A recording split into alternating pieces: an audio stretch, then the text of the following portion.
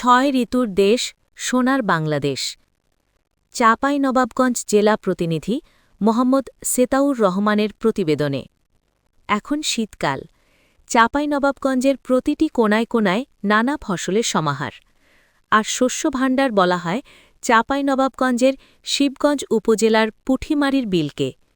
নানা ফসল ফলান কৃষকের মুখে হাসি ফোটানোর কথা ভেবে কৃষি অধিদপ্তরের চাঁপাইনবাবগঞ্জ জেলা উপপরিচালক কৃষিবিদ ড মোহাম্মদ ইয়াসিন আলী শিবগঞ্জ উপজেলার পুঠিমারির বিলের কৃষকদের সাথে আখ চাষ নিয়ে উন্মুক্ত আলোচনা করেন। আখ চাষ সম্পর্কে চাষিদের কাছ থেকে ধারণা নেন। কৃষকদের আখ চাষের প্রতি আরও মনোযোগী করে তোলার বিষয়ে পরামর্শ দেন। কিভাবে আখ করে আরও বেশি লাভবান হওয়া যায় সে বিষয়ে সরকারের কাছে বার্তা পাঠিয়ে প্রণোদনার হাত বাড়ানোর আশ্বাস দেন তিনি।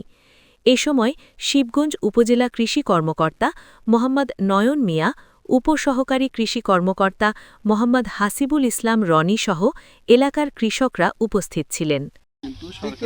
কিন্তু আমরা বিভিন্ন ওয়ার্কশপ সেমিনারে দেখছি যে খাবারের যে ভেজাল এর মধ্যে হোটেলও হয় বেশি আর গুড় উৎপাদন হয় বেশি।